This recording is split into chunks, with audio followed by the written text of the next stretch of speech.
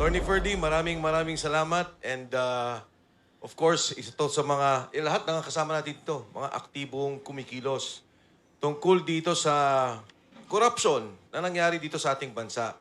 Alam niyo ho, sa sitwasyon natin ngayon, umigit kumulang 40 na kaming nakasuhan. Sa flood control scandal, ang nakakasuhan pa lang, at least the prominent names, 6. Kasama na ho dyan si Alcantara, si Bernardo, at saka si Bryce, na naging state witness pa. Pero yung lahat na nagagalit, lahat ng sumisigaw, lahat ng nagsasalita, may kaso na. In fact, I was just talking to Attorney Jimmy. Sabi ko, Attorney Jimmy, may kaso ka ba? O sabi niya, na-dismiss, MR, pending. Attorney Topacio, may kaso. Hindi ko pa, si Ka Eric, ang dami ito, suki rin to ng ano eh. 3. Ayun, si Ka Eric. So, ang punto ko dito, itong mga taong tong lahat, wala naman kaming ginagawang sasabihin mong illegal. Kung hindi nagsasalita kami at galit kami sa korupsyon. At tingin ko, kami ay kumakatawan sa sentimiento ng lahat, hindi lang marami, ng lahat ng Pilipino na gusto ng hustisya, na gusto makulong ang mga nagnakaw at gustong maibalik ang perang ninakaw sa ating bansa. So kung titignan po natin sa ngayon, grabe ang naging SWS survey. Tingnan nyo ho, minus 15 nationwide. Pagdating mo dun sa mga bata, 18 to 24, nasa negative 17. Yung 25 to 40 ay nasa 40% galit. Pagdating, sabi nila, ay, kayo lang mga galit. Yung mga bobo ang nagagalit sa gobyerno. Alam nyo, sa mga college graduates and those that have higher degrees, higher learning, nasa negative 37. Ang galit. At pag tinignan nyo on a regional basis, negative 40 ho ang Mindanao. Consistently, galit ang Mindanao. Ang nakakagulat, humahabol ang Metro Manila. Negative 31%. Ang Metro Manila. Tinalo na ng Metro Manila ang Visayas. Bakit to ganito ang survey? Dahil galit ang tao. At yung galit na yan din no ang nagpapakita ng suporta sa Senado, sa 13 senators of the majority of the Senate today. Bakit? Hindi ho dahil sa impeachment yan. Walang problema ang impeachment. They don't have the numbers and they cannot impeach Vice President Inday Sara Duterte. Hindi ho yan dahil sa Constituent Assembly. They don't have the numbers at hindi nila kayang baguhin ang saligang batas. Yan po, ang away sa Senado ay dahil sa Blue Ribbon Committee. Yan talaga ang nagiging away. At yan po ay dahil sa ayaw nilang ilabas ang 18 Marines.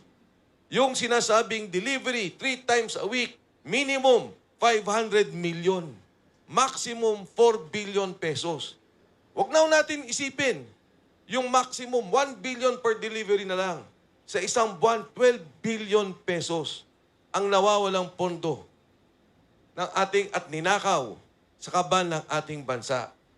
Ayaw ng Blue Ribbon Committee na magsalita at ipatawag si E.S. Bersamin, si Secretary Pangandaman, si Yusek Adrian Bersamin, Yusek Traigib Olaybar. Yan yung 8 billion na nanggaling mismo kay Senator Ping Lacson. Ang sabi niya, niloko daw ang presidente batay sa sulat ni Yusek Bernardo. At ang sabi niya, yung 8 billion nasa 4 na taong to. E di pagsalitay natin, pakinggan natin kung anong sasabihin. Ayaw po nilang mapatawag si Mark Teksay at si Paul Estrada, 2 assistant ni Saldico, na may ledger. Maganda po yung ledger na yun. Hindi lamang kung saan binigay, kundi kung saan lang galing ang pondo. Ang sabi nga sa akin ni Saldico, during one of our conversations, nung nag-usap pa kami, Attorney Ferdy, ang sabi niya, alam mo, sabi niya, Idol, mas malaki pa nga doon sa mga road, yung safety road projects, ang bigayan. Yung netting, sabi niya, ang laki ng bigayan dyan. Ayaw nilang ipatawag si Manny Bonoan na dapat magsalita dahil sinabi siya yung umawak ng 30 billion na nag-ayos doon sa 100 billion na pondo na ibinigay ni Saldico. Ayaw po nilang marinig si Saldico.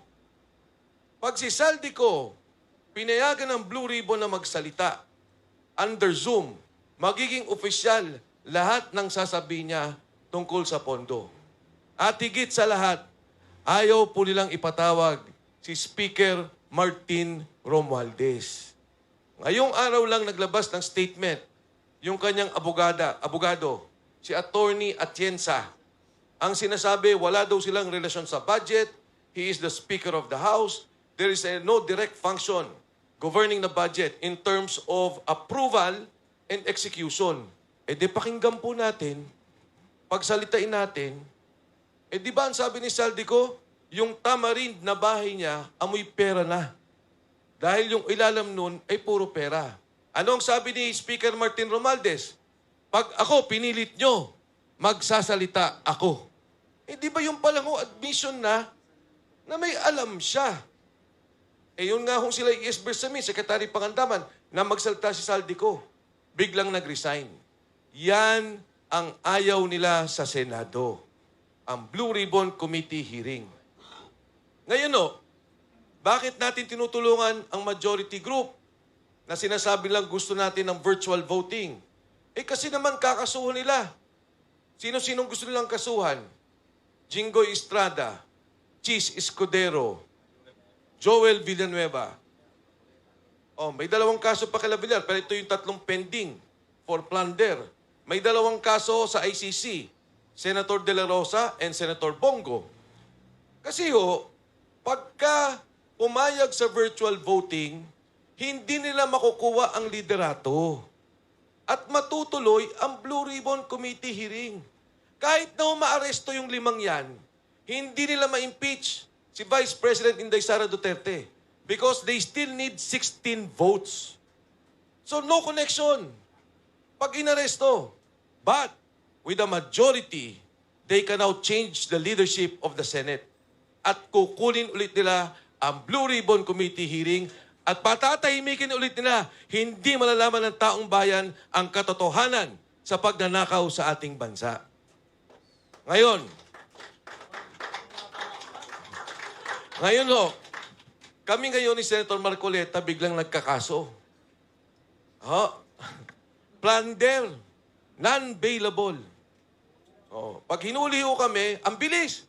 Yun nga sinasabi ko, kaming 40, yung mga nagsasalita, wala kaming sinasabing mag-armas tayo, magrevolusyon tayo, pumatay tayo. Sinasabi lang namin, may pagnanakaw. Hulihin niyo yung magnanakaw, galit kami dyan. Ang bilis ng kaso namin. Si Senator Marcoleta, may plunder. Nagkataon, nadamay ako. Alam niyo yun yung campaign donation na dinismiss na ng COMELEC. Donation. Dinismiss ng COMELEC, 3 kami na nagkaroon ng campaign donation kay Senator Marcoleta. Dinikit nila yun. Ginawang plunder. Yun lang yun. Ang plunder, kailangan pondo ng gobyerno ninakaw natin. O kundi kaya, yung case ni ERAP, may binigay na pera, pagkatapos may kapalit.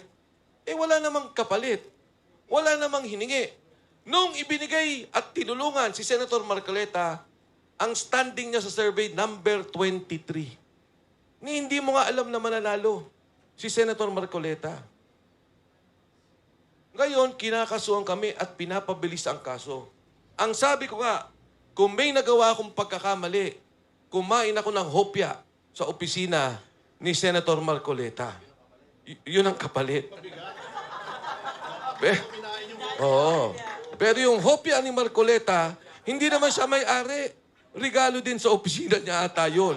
Dahil nung nakita siyang kumakain sa Kongreso ng hopya, yung mga supporter niya natutuwa, nagpapadala ng mga hopya-hopya. Nakita ko, hindi naman masarap. Sabi nung tinanong ako, sabi niya, wala ba kayong hinihinging pabor ngayon na senador na si Marcoleta?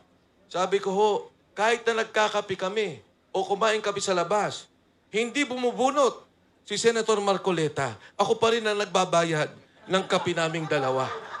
Siya na nga ang senador. Ako pa rin ang taya. Ganyan ang klase na nangyayari sa atin ngayon.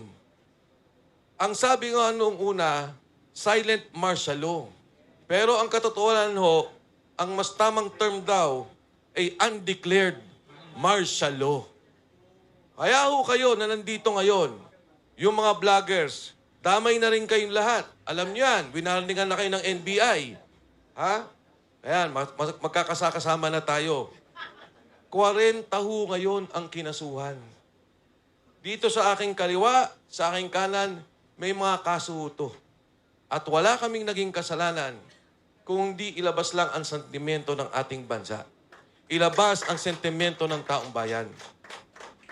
Yung korupsyon, imbestigahan, ikulong ang mga nagnakaw, at ibalik ang pondo ng bayan. Hindi kami matatakot, hindi nyo kami matatakot, at kami patuloy na lalaban. Magandang umaga po sa inyong lahat. Kopya, for you.